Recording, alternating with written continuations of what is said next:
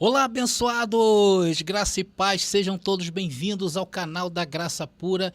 Eu me chamo André Pimentel. Bom, queridos, eu queria pedir a todos vocês aí, para aqueles que ainda não se inscreveram em nosso canal, se você tem se identificado com as nossas mensagens, se inscreva hoje mesmo, toque o sininho para que o YouTube te avise. Deixem seus comentários, tá legal? E também, se amar, compartilhem nas redes sociais, tá bom, abençoado? Hoje nós vamos bater um papo muito importante sobre um período bíblico chamado de transição. Foi a transição entre a antiga aliança, a era presente, e a nova aliança, a era futura. Como essa imagem que está aparecendo para vocês. Que para nós, preteristas completos, se deu entre o levantar do ministério de Jesus de Nazaré e foi até o ano 70 do primeiro século, da primeira era cristã. Um período ali aproximadamente de 40 anos, o tempo de uma geração que Jesus falou por várias vezes quando esteve vivo. E o fato mais marcante que houve foi a destruição do templo. E isso também Jesus falou lá em Mateus capítulo 24, versículo 2, quando a cidade de Jerusalém foi tomada, na guerra judaico-romana ali do primeiro século. Então todo o acontecimento que houve nesse período foi conhecido como o fim dos tempos, ou o fim de uma era, ou o fim da velha aliança, até o dia do juízo final, um julgamento que estabeleceu o reino eterno de Deus neste mundo. Enquanto que para o sistema religioso, esse mesmo período de transição se estende até os dias de hoje, pois eles ainda esperam um acontecimento da segunda vinda de Jesus, e assim vai haver o juízo final, depois Deus destruirá a terra, e aí sim vai entrar o reino de Deus no mundo. Por isso, meus irmãos, que tudo que ocorre no mundo até os dias de hoje, o sistema religioso diz que é o quê? Olha, é o final dos tempos. Já viu? Ah, caiu uma folha amarela da árvore azul. É o final dos tempos. Ah, a guerra que aconteceu. Tudo eles dizem porque eles acreditam que estão ainda nesse contexto. E para aqueles que não conhecem as Escrituras, principalmente os livros do Antigo Testamento, cai no futurismo. Certamente vai ser levado pelo papo, dos irmãos aí do sistema religioso.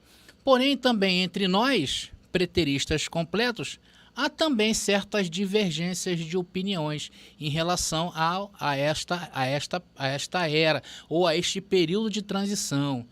Por isso que nós devemos entender muito bem esse período. Há também divergência de opiniões quanto à prática da ceia, quanto a dizer se Cristo reina hoje ou não. Tem gente que fala que o reino de Deus acabou, que estamos em tempos eternos. Então nós vamos falar aí deste período de transição, tá bom? Que é o quê? Uma fusão entre o Antigo Testamento e o Novo Testamento. E isso ocorre porque existem passagens que mostram a nova aliança, reino, era como algo presente aos livros do Antigo Testamento. Enquanto há outras passagens na Bíblia que inevitavelmente falam de uma consumação futura, pendente de acesso à nova. Há promessas que são cumpridas pelo sacrifício de Cristo na cruz, enquanto outras ainda são futuras, na perspectiva dos autores do Novo Testamento. Por isso que gera, irmãos, essa diferença de pensamentos entre os irmãos, Então nós vamos apresentar a partir de agora nessa mensagem, nesse papo, alguns desses temas aí que geram discussões. E eu vou colocar aí aquilo que eu penso sobre essas interpretações, tá bom? Então o primeiro ponto polêmico dessa mensagem é responder quando de fato foi estabelecido o reino de Deus no mundo ou quando começou a nova aliança. Irmãos, veja que nessa pergunta nós temos dois períodos. Um é quando começou e o segundo é quando foi estabelecido. O fato, meus queridos, enquanto o símbolo central do antigo pacto estivesse de pé, ou seja, o templo, o reino de Deus ainda não tinha sido estabelecido, porém já havia começado. Então ele começa justamente quando Jesus anuncia e entra em Jerusalém. Ali começa o início, dá o start, mas não realizado, não estabelecido. Aqui talvez seja a chave de toda essa questão. Por exemplo, ao estabelecer a ceia, tá, irmãos? A ceia. Quando Jesus estabeleceu a ceia, que para nós foi até ser estabelecido o reino de Deus, que foi no ano 70, e não quando ele entra no mundo, Jesus anuncia a nova aliança, como diz ali, Marcos capítulo 4, versículo 34. Nós encontramos mais referências aí em Hebreus capítulo 7, versículo 22 e também no capítulo 8, versículo 6. Jesus, neste ponto, torna a nova aliança superior à antiga. Hebreus 7, 22. E o seu ministério maior que a lei de Moisés. Hebreus capítulo 8, versículo 6. Porém, o fato é que ainda não tinha sido estabelecido plenamente o reino de Deus. Por quê? Porque o templo ainda estava de pé. Então o templo era um entrave para se estabelecer, para que se chegasse, como nós dizemos, à plenitude dos tempos. Então a nova aliança não apenas foi inaugurada, mas a obra expiatória de Jesus foi concluída. O propósito das alianças antigas e novas, o que é? É estabelecer uma relação povo-Deus. É isso que veio trazer tanto a antiga aliança como a nova aliança. É estabelecer essa relação que não tinha no Antigo Testamento e passaria a ter no Novo Testamento. Ainda mais o simbolismo que houve consequentemente à morte de Jesus, que vocês sabem qual é, né? Que diz que o véu do templo se rasga.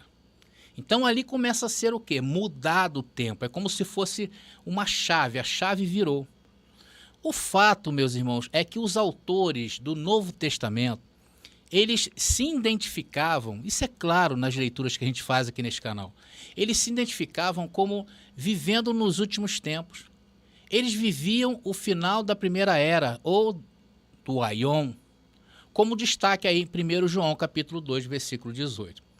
E nós podemos também encontrar essas referências aí nesses versículos que eu estou deixando para vocês aí, tá bom, abençoado? Então esse reconhecimento desses autores do Novo Testamento, como incluídos no fim dos tempos, descarta totalmente a ideia de que nós, os que vivemos hoje, no futuro para eles, possam estar nos últimos dias. Seria, irmãos, uma total contradição e um ataque contra as palavras dos livros do Antigo Testamento inspirados. Por isso, irmãos, que eu falei no começo, que o povo que embarca no futurismo é porque não conhece o Antigo Testamento, não conhece a linguagem das profecias hebraicas, que é poética, não sabe. Me desculpe, mas, irmão, você foi enganado. Essa é a grande verdade. Então, pelos escritos do Novo Testamento, eles não se reconheciam como dentro do próximo século. Esta era uma esperança futura para eles, porém sempre próxima e até iminente. Por que eu estou falando isso? Porque desde que se inaugurou o velho pacto em Moisés, até o surgimento de Jesus de Nazaré, durou 1.600 anos, se não me engano, tá? Então esse povo que viveu nesses dias, viviam sim a expectativa, eles não se incluíam na era futura, mas eles tinham essa expectativa que algo próximo e iminente iria acontecer. Isso nós encontramos aonde? Nas profecias do Antigo Testamento, nas escrituras do Antigo Testamento, que nós deste canal temos trazido várias e várias vezes. Então quando se lê os textos bíblicos sem esse entendimento, gera sim, de fato, essa ambiguidade de pensamentos, tá? Por isso que às vezes os abençoados têm um posicionamento, o outro tem outro, por causa justamente desses nuances aí que eu estou passando para vocês, super importante, tá? Então a primeira impressão pode ser um pouco mais confusa, tá? É tanto uma realidade anunciada, estabelecida, como uma realidade próxima. O que eu quero dizer com isso? Vai aparecer aí Mateus capítulo 4, versículo 17. Veja o que Jesus diz sobre o reino. Ele diz que o reino dos céus está próximo. Em Lucas capítulo 16, versículo 16, Jesus já diz que ele está tão próximo que todos tentam forçar a sua entrada nele, mostrando que o reino já estava presente, né? Uma realidade próxima. Algo que está informando, né, aí uma realidade anunciada e estabelecida como também uma realidade próxima. Já existem passagens que mostram que ela estava muito presente, que dava para tocar o reino de Deus. Eu estou mostrando para vocês as perspectivas do reino de Deus enquanto Jesus estava vivo. Então deu toda essa ideia. E as pessoas, por não saber entender esse tempo, elas criam, né, criam até filosofias novas de vida, ou então filosofias antigas, como o pessoal do sistema religioso. Então há passagem que mostra que ela estava muito presente também, que dava para tocar, como é o caso de Mateus capítulo 12, versículo 28, dizendo, olha, então chegou a vocês o reino de Deus. Lá em Lucas capítulo 17, versículo 20 e 21 também, olha, porque o reino de Deus está entre vocês. E existe também, irmãos, uma terceira perspectiva como algo que ainda há de ser inaugurado, ou seja, no futuro. Então, dentro do mesmo texto, você consegue ter essas três perspectivas.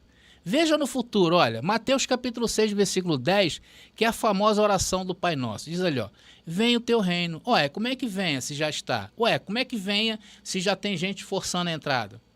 Então, essas perspectivas levam as pessoas a erros, porque ela não conhece o tempo. Esse é o tempo da transição. E até mesmo, irmão, uma quarta perspectiva, nós podemos dizer, hipoteticamente, né, que a tradução do grego para o aramaico, porque o aramaico é a língua em que essas palavras foram pronunciadas, né, expressões como o reino de Deus está próximo, seriam então entendidas como mais precisão, como o reino de Deus veio. Então essa é uma outra perspectiva. Mas o fato, meus irmãos, é que essas questões, elas geram realmente divisão de pensamentos. Mas o fato hoje é que está estabelecido, tá bom? Hoje é fato, o reino de Deus está estabelecido. Muita gente, por causa disso, por exemplo, acha que o reino de Deus durou até o ano 70. E que hoje, o tempo que vivemos são tempos eternos. Tem pessoas aí, irmãos, que pregam isso. Essa foi a perspectiva do reino de Deus para nós nos dias de hoje e também para aquele povo que viveu no primeiro século. Tá bom, meus queridos? Agora eu te faço a seguinte pergunta. E qual a perspectiva do reino de Deus para os judeus? Qual é a perspectiva que eles tinham? Irmãos, os judeus esperavam que o reino de Deus no mundo fosse uma inegável realidade terrena e que fosse aceito por todos. Uma derrubada óbvia e de toda a ordem mundial, onde Israel se sentaria no trono e governaria as outras nações com maior poder do que os babilônios e outros grandes reinos do passado. Então eles imaginam o reino de Deus como algo presente no mundo, tá? Como eles exercendo sendo a cabeça do mundo.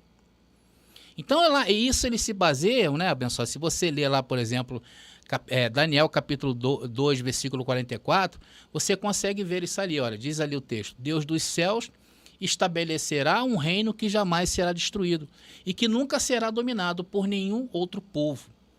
Então essa era a perspectiva dos judeus, tá? Mas Jesus, contrariando todas essas profecias e as colocando em seu devido lugar, Jesus ensinou que o reino dele veio de uma maneira diferente, porque o reino de Deus não é um reino visível, mas espiritual. O próprio Jesus declarou lá em João 18,16, ele disse, né, que o reino dele não é deste mundo. Em contraste com as preocupações materiais da natureza física do homem. Aí é uma crítica aos judeus que esperavam o reino de Deus vir com aparência visível, né? Então, por isso que ele se preocupava com essas aparências, essas coisas naturais do homem. Comida, roupa, abrigo. E Jesus, quantas vezes exorta, né, a buscar esse reino de Deus e a sua justiça. Até, irmãos, mesmo no acúmulo de bens materiais, Jesus exortou os judeus.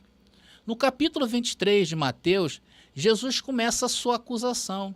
Os fariseus estão sendo acusados de conduzir o quê? Uma espiritualidade cínica e corrupta em busca do próprio benefício e exaltação própria.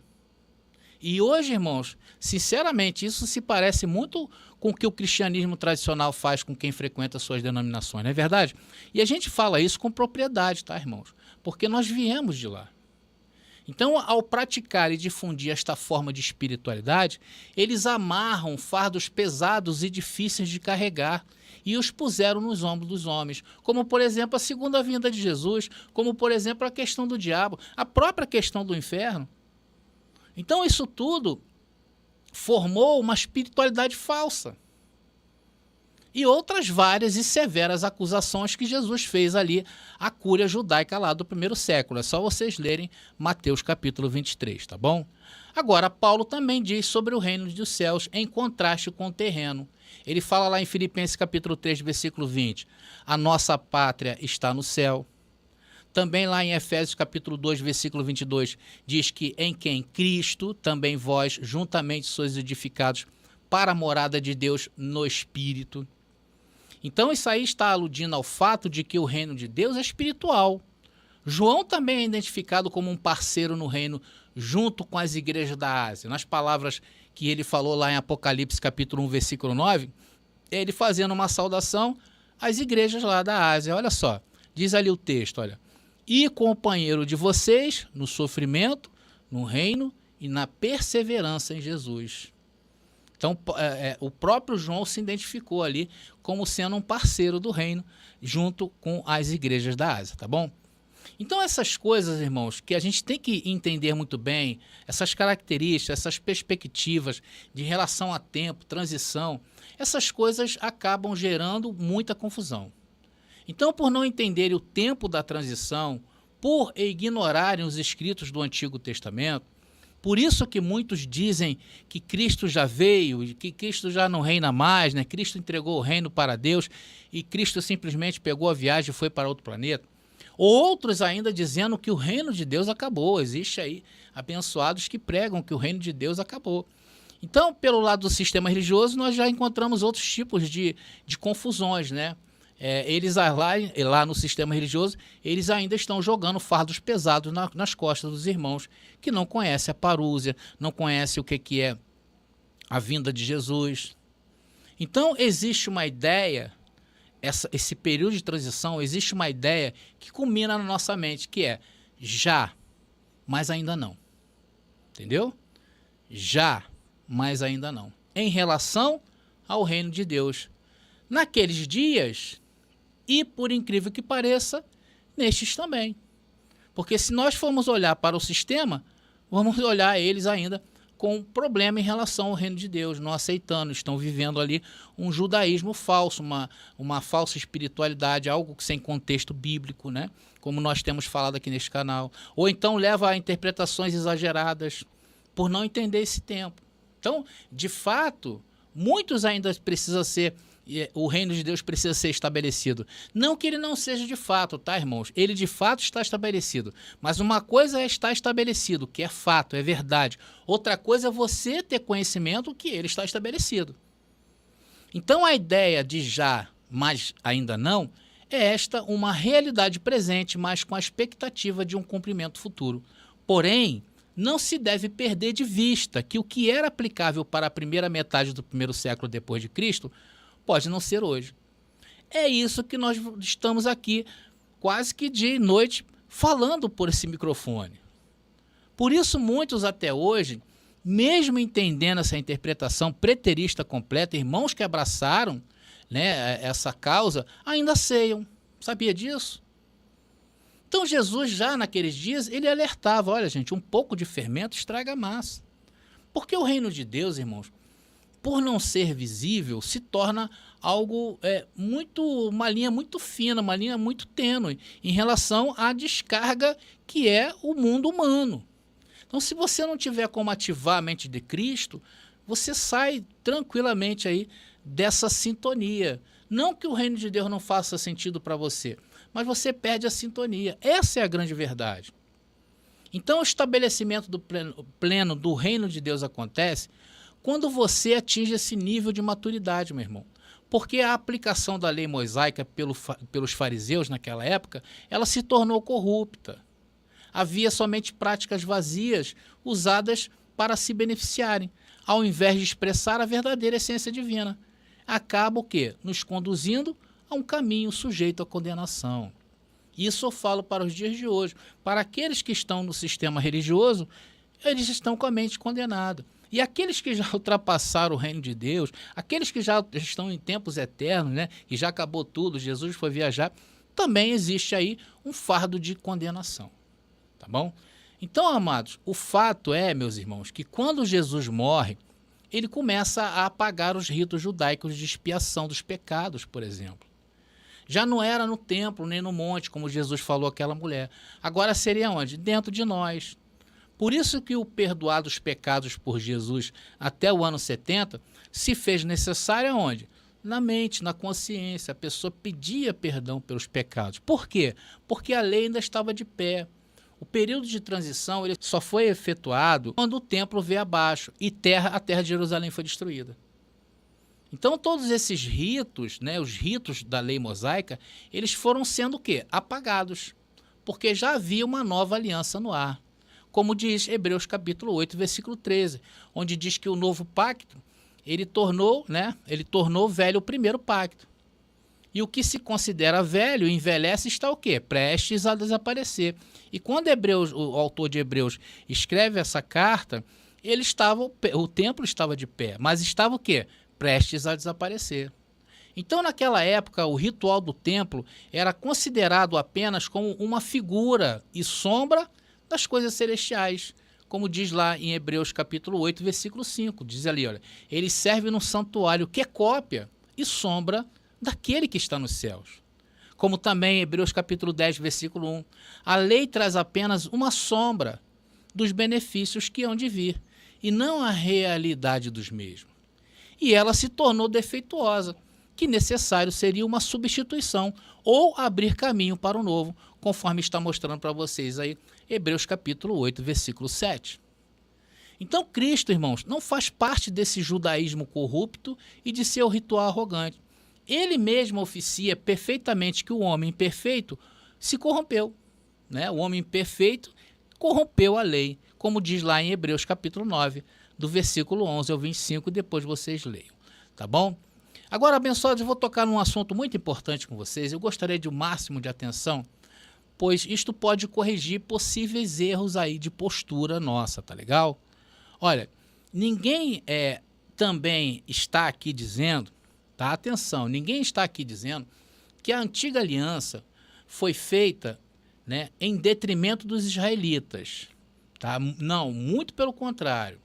Paulo, lá em Romanos capítulo 11, através de uma metáfora estendida, descreve a aliança de Israel como uma oliveira, onde há israelitas étnicos, né, que são removidos da oliveira. Outros israelitas permanecem nela, tanto que os irmãos do primeiro século permaneceram. E os gentios são adicionados a essa oliveira para o quê? Para assim formar uma única árvore. Houve, irmãos, e há remanescentes fiéis, que são abençoados com todas as bênçãos, como nós brasileiros, americanos, ingleses, alemães, russos.